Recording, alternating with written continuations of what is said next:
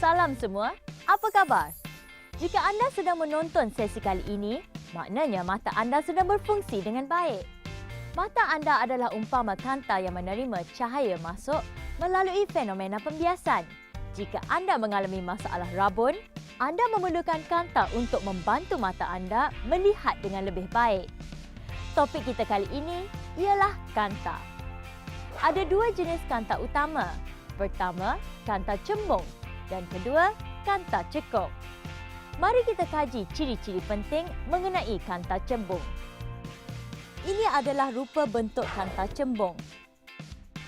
Apabila cahaya yang selari merambat melintasi kanta cembung, kesemua cahaya itu akan dibengkokkan melintasi titik yang sama. Titik tersebut dikenali sebagai titik fokus F.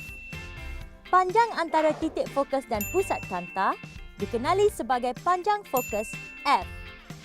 Jika kita mengetahui panjang fokus suatu kanta, kita boleh mencari kuasa kanta tersebut dengan formula berikut. Kuasa kanta P sama dengan 1/F. Nilai panjang fokus F mestilah menggunakan unit SI iaitu meter. Unit ketika mengira kuasa sesuatu kanta ialah diopter atau simbolnya D. Kita lihat pula ciri-ciri gambar rajah sinar yang melibatkan kanta cembung. Mari kita lukis bersama-sama gambar rajah sinar yang pertama. Kita harus mengenali dua titik penting yang terletak pada paksi utama. Titik tersebut ialah pusat optik P dan titik fokus F. Berikut adalah peraturan untuk melukis gambar rajah sinar bagi kanta cembung. Rajah sinar 1. Apabila cahaya merambat melintasi pusat optik, cahaya ini akan bergerak dalam garis lurus. Rajah sinar 2. Apabila cahaya merambat secara selari dengan paksi utama, cahaya ini akan dibiaskan melintasi titik fokus F di bahagian belakang kanta. Rajah sinar 3. Sinar yang dituju ke titik fokus F terbias selari dengan paksi utama. Sekarang kita akan pelajari pula cara melukis imej yang terbentuk oleh kanta cembung apabila objek terletak pada kedudukan melebihi 2 kali ganda panjang fokus F iaitu U lebih besar daripada 2F. Langkah 1. Mula-mula kita lukis kedudukan objek yang terletak pada kedudukan jaraknya melebihi titik 2F. Langkah 2. Kemudian kita lukis garisan cahaya yang bermula daripada puncak objek dan sambungkan ia sehingga melintasi pusat optik O. Langkah 3. Selepas itu, kita lukis satu lagi garisan yang selari dengan paksi utama. Setelah ia menyentuh kanta, kita bengkokkan laluannya sehingga ia melintasi titik fokus F. Sekarang, kita boleh lihat kedua-dua garisan cahaya tadi bersilang antara satu sama lain.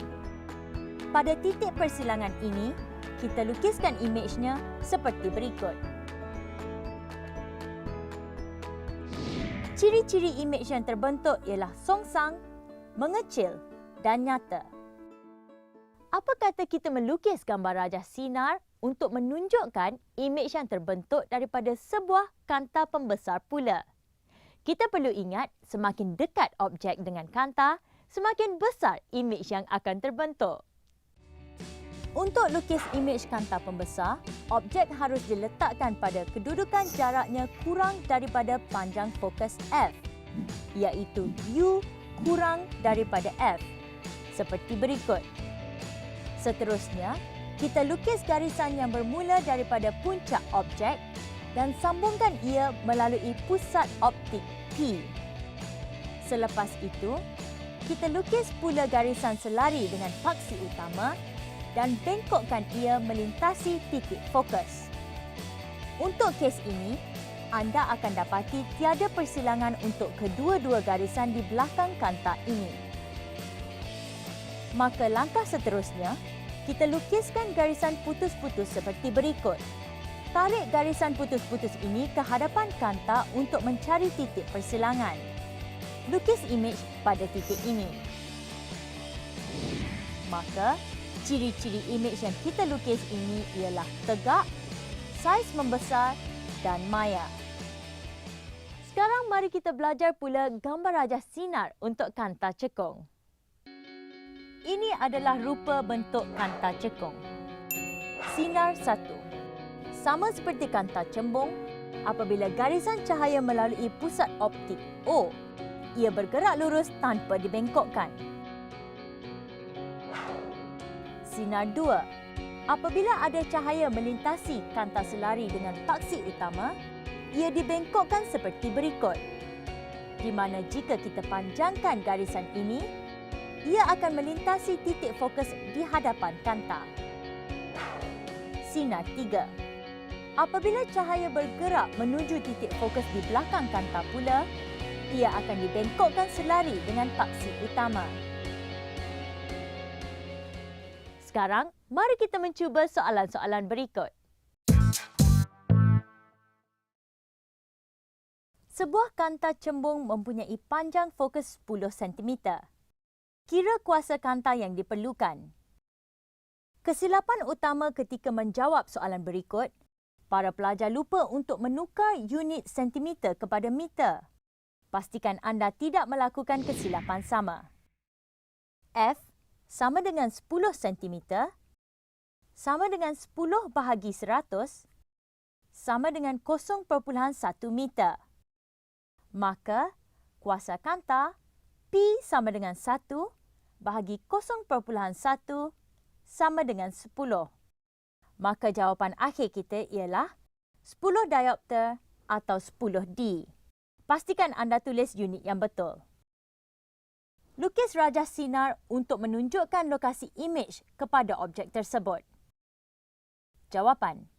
Mula-mula, lukis garis sinar garisan lurus bermula daripada objek X dan melintasi pusat optik. Kemudian, daripada objek X, lukis pula garis sinar yang selari dengan paksi utama. Apabila ia melintasi kanta, ia akan dibengkokkan seperti berikut. Selepas itu, lukiskan garis putus-putus yang menyambungkan garisan yang bengkok tadi ke arah titik F. Akhir sekali, lukiskan imej pada titik persilangan antara garis-garis putus dan garisan yang pertama tadi. Maka, kita dapat lihat bahawa imej ini mempunyai ciri-ciri berikut. Tegak, mengecil dan maya. Soalan tambahan. Kira kuasa bagi sebuah kanta cekung jika panjang fokusnya ialah 5 cm. Jawapan. Guna formula P sama dengan 1 bahagi dengan F. Tips. Untuk kanta cekung, nilai panjang fokus F secara automatik akan jadi negatif. Pastikan nilai F juga ditukar kepada meter dahulu. Jadi F sama dengan negatif 5 cm bahagi 100 sama dengan negatif 0.05 meter. Oleh itu kuasa kanta P sama dengan 1 bahagi negatif 0.05 sama dengan negatif 20 diopter atau negatif 20D.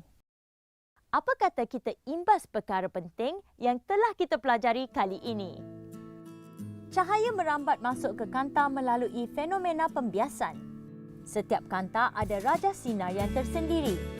Oleh itu, anda harus kenal dan ingat gambar rajah sinar untuk setiap kanta. Untuk mengira kuasa kanta, kita boleh menggunakan formula berikut. P sama dengan 1 bahagi dengan F. Tetapi untuk kanta cekung, nilai F secara automatik akan menjadi negatif. Pastikan juga nilai F adalah dalam unit meter. Sehingga kita berjumpa lagi di episod yang lain, saya Nadia.